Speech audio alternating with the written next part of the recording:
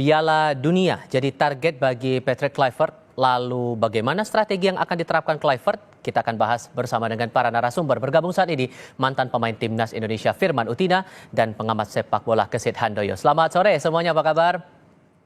Selamat sore. Selamat sore. Terima kasih semua sudah bergabung. Bung Firman, begini, Timnas kita akan dilatih oleh seseorang yang terbiasa dengan pertandingan di Liga Eropa. Apakah akan butuh adaptasi yang ekstra dengan waktu yang terbilang singkat 2,5 bulan atau justru sebetulnya masih bisa diadaptasi lagi? Ya jelas ya, saya lihat bahwa pergantian pelatih ini jelas harus membutuhkan waktu, membutuhkan adaptasi.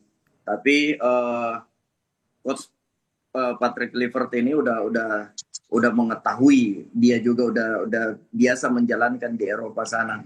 Jadi saya rasa hal seperti ini hal yang biasa di Eropa. Kadang di pertengahan musim ada dipecat pelatih atau diganti pelatih, ini hal yang biasa di sepak bola ya. Kalau kita ketahui pasti beban ada di coach Patrick Kluivert. Tapi kita harus juga memberikan waktu kepada Patrick Kluivert ini dia untuk supaya lebih banyak mengetahui terutama kultur di Indonesia ini seperti apa. Jelas dia baru, jadi semua pelatih siapapun itu kita harus berikan waktu kepada pelatih itu sendiri gitu. Sehingga menurut Anda Bung Kesit dalam masa adaptasi tapi udah kepepet waktunya menuju lanjutan kualifikasi, pendekatan apa dulu yang harus diperhatikan oleh coach baru kita ini? Iya, biasanya kalau pelatih baru yang dilakukan pertama kali adalah bagaimana kemudian mendekatkan diri dengan para pemain yang akan dilatihnya ya. Saya pikir itu sesuatu yang normal dimanapun. Kemudian kalau soal adaptasi, saya kira buat Patrick Kluivert tidak butuh waktu yang lama sih ya menurut saya. Kenapa? Karena mayoritas pemain-pemain Indonesia ini kan pemain-pemain diaspora yang asalnya memang pernah berkiprah di klub-klub Liga Belanda ya. Jadi artinya bahwa secara sistem di kompetisi Liga Belanda itu kan sudah berjalan dengan baik ya. Bahwa setiap pemain di Liga Belanda goalnya adalah bagaimana kemudian mereka disiapkan untuk menjadi pemain tim nasional ya. Pasti mereka sudah punya lah itu guide-nya gitu ya. Artinya ketika mereka kemudian berkumpul menjadi satu, kemudian ada pelatih Belanda yang menangani mereka, ya saya pikir tidak terlalu panjang waktu yang dibutuhkan untuk Sintayong, maksud saya Patrick Kluivert untuk menangani tim nasional Indonesia. Oke, dengan target kita mengejar untuk bisa lolos masuk ke Piala Dunia itu bisa dibilang target yang cukup besar begitu, cukup ambisius. Maka kemudian pendekatan strateginya akan bagaimana dengan coach Kluivert ini bagi para pemain kita dan sejauh mana pengaturan formasinya ke depannya. Kita akan bahas ini lagi nanti di segmen berikutnya, usai jeda berikut.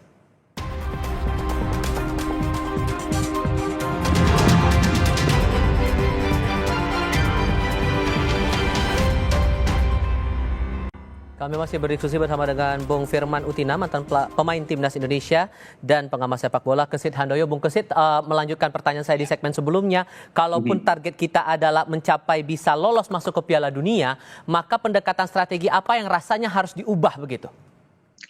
Iya, yang jelas kalau targetnya memang lolos, ini bukan perkara mudah ya. Pasti perjalanannya akan sangat terjal, apalagi kalau kita lihat di persaingan grup yang saat ini dihuni oleh Indonesia, semuanya kan masih berpeluang untuk bisa lolos ya. Kalau bicara pendekatan, saya pikir memang yang paling penting adalah bagaimana kemudian skema yang selama ini sudah diperlihatkan oleh pemain-pemain Indonesia ya dalam mengarungi pertandingan di zona Asia, ya ini yang harus lebih dioptimalkan lagi gitu ya. Kekurangan kita biasanya selama ini memang ada di lini depan terutama ya. Lini depan kita masih terasa kurang tajam, kemudian juga di lini pertahanan kadang-kadang juga ketika ada satu pemain yang absen ya, pemain utama itu kadang-kadang pelapisnya juga belum begitu baik. Jadi menurut saya paling penting adalah bagaimana kemudian menyiapkan strategi yang pas, yang tentunya kalau mengubah terlalu besar ya, terlalu besar-besaran, saya pikir juga akan sangat riskan ya. Jadi bagaimana kemudian meningkatkan performa yang sudah ada sejak tim ini ditangani oleh Sintayong untuk kemudian dipoles kembali oleh Patrick Kluivert ya. Kalau soal reformasi saya pikir masing-masing pelatih punya gaya sendiri Punya ya. stylenya ya. Iya, punya style sendiri ya. Tinggal kemudian bagaimana mengoptimalkan resource yang ada aja di tim kita ini. Itu aja sih saya pikir. Kalau Bung Firman merasanya bahwa target ini terbilang ambisius atau masih bisa kita kejar begitu dengan posisi kita di urutan 3, 6 poin sama dengan 3 negara, Arab Saudi, Tiongkok, dan Bahrain? Iya, kalau target ini yang kita berikan harus lolos kepada Patrick Kluivert, saya rasa ini nggak dialis ya, nggak, ibaratnya terlalu cepat untuk target ini. Tapi kita bisa lolos asalkan Coach Patrick Kluivert lebih membangun chemistry dulu. Karena rata-rata pemain-pemain, walaupun pemain-pemain diaspora, ya kan, digabung dengan pemain-pemain lokal yang ada di sini, ini butuh dibangun chemistry-nya, dibangun psikologinya, ya kan, sehingga habis pergantian pelatih ini otomatis masih lebih kelihatan dominan cara bermain atau gaya permainan itu lebih ke Coach Sintayong. Nah, kita ingin lihat bahwa apa yang Coach Patrick akan bangun untuk tim nasional kita ini, saya rasa dia akan membangun chemistry dulu di awal. Kurang Dia dari 2,5 bulan itu cukup menurut Anda, Bung? Saya rasa ini waktu yang terlalu cepat, tapi itu yang harus dia bangun dulu. Setelah itu dia ingin melihat bahwa game plan apa yang akan dia mainkan nanti di pertandingan di sisa beberapa tim ini. Karena saya rasa kalau dia langsung ke game plan tanpa dia mengetahui kualitas pemain-pemain lokal dan pemain-pemain diaspora, saya rasa ini sangat lama, sangat panjang untuk kita harus bangun chemistry ini. Itu yang saya lihat sih. Dengan posisi kita di papan klasemen sedemikian, Bung Gesit, dan pertandingan terdekat kita di tanggal 20 Maret itu pertandingan melawan Australia, pertandingan tandang, hal apa yang rasanya harus diperhatikan oleh Coach Kluivert untuk bisa memastikan posisi kita aman? Iya, tadi saya katakan bahwa memang tidak gampang ya. Kita akan menghadapi pertandingan melawan Australia. Ini kan persaingan di grup yang dihuni oleh Indonesia kan saat ini terbilang sangat ketat ya. Bagi saya atau menurut saya yang paling tepat adalah bagaimana kemudian konsolidasi dululah dilakukan di tim nasional Indonesia ya. Bagaimana kemudian Patrick Kluivert memaparkanlah program-program yang akan dia akan jalankan untuk tim nasional Indonesia menghadapi 4 pertandingan sisa di kualifikasi Piala Dunia ini ya. Betul bahwa memang tidak gampang untuk membangun chemistry begitu ya. Tapi kalau kita lihat dari mayoritas pemain-pemain nasional Indonesia pada saat ini adalah pemain-pemain diaspora asal Belanda. Mudah-mudahan bagi Kluivert tidak butuh waktu lama untuk kemudian bisa mengenal lebih dekat bagaimana karakter dan gaya dari pemain-pemain Indonesia, kemudian yang seperti saya katakan tadi memoles ya kekurangan yang masih ada, karena kalau untuk mengubah dalam waktu yang relatif singkat, saya sepakat dengan Firman Utina, pasti gayanya Sintayong ini masih ada, masih kental begitu ya.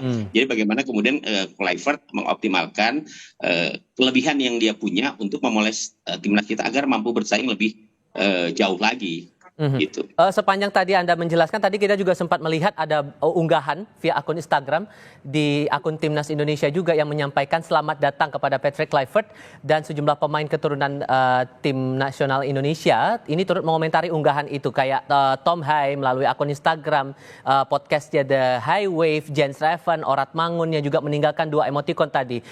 Kemudian ada Miss Hilhurst yang juga menuliskan see you soon. Maka pertanyaan lainnya juga muncul kemudian nih Mas Gesit, terkait dengan pemain naturalisasi yang kemungkinan bakal ikut turun bergabung di era kepelatihan dari Coach Kluivert ini yang sebelumnya tidak dimainkan cukup intens di eranya Sintayong. Anda menangkapnya gimana untuk proyeksinya kemudian? Ya, saya pikir semua pemain naturalisasi yang pernah ada ya, yang pernah dinaturalisasi oleh PSSI, menurut saya harus kembali dikumpulkan gitu. Karena potensi-potensi mereka kan ya sayang sudah dinaturalisasi tapi kemudian tidak digunakan, tidak dimanfaatkan tenaganya. Padahal ketika PSSI mencoba memboyong mereka ini kan lewat sebuah usaha yang lumayan panjang juga gitu ya. Jadi saya pikir semua kesempatan kepada para pemain harus diberikan, termasuk Eliano yang baru sekali tampil, atau kemudian bisa saja Stefano Lillipali dipanggil kembali, atau misalnya Elkan Beget yang sempat terlempar karena katanya ada problem dengan Sintayong, itu kembali dipanggil lagi untuk kemudian kekuatan Indonesia betul-betul pulih kembali begitu loh, setelah ada konflik sebelumnya mungkin dengan pelatih, tapi kali ini dengan pelatih baru diharapkan suasananya bisa jauh lebih kondusif dan semangat mereka untuk kembali membela Indonesia itu jadi semakin tinggi. Ada juga sependapat Bung Firman soal ini? Iya, saya sependapat dengan Bung Kesit, dan terutama kalau misal dipanggil kembali, ya minimal ada 40 pemain yang harus dia panggil kembali untuk dia lihat, ya kan, untuk dia lihat perkembangan mereka juga di klub seperti apa. Dan saya berharap ada satu talent scouting yang sudah memang disiapkan PSSI untuk memberikan nama-nama kepada Coach Patrick Kluivert. Itu lebih menggampangkan Coach Patrick Kluivert untuk lebih melihat langsung. Sekarang jelas pasti PSSI sudah mengirim beberapa pemain-pemain melalui video, dan dia sudah menonton juga beberapa pemain-pemain yang ada di Dispora, dan itu sudah mulai membangun plan dari seorang pelatih untuk melihat pemain-pemain mana yang dibutuhkan di beberapa pertandingan ini. Karena jangan kita lupa bahwa yang nanti sisa pertandingan ini Indonesia akan melawan dengan Australia yang kita tahu hampir sering dia masuk di Saudara, Piala kami Dunia. sedang berada di kampung nelayan Mauk dan kami berkesempatan Oke, ini yang perlu kita perhatikan, tentu doa terbaik untuk timnas kita yang akan melanjutkan lagi sesi kualifikasi Piala Dunia 2026 pada bulan Maret 2025 ini. Bung Firman terima kasih, Bung Kesit juga terima kasih sudah mau berdiskusi bersama kami. Saya selalu semuanya, selamat sore.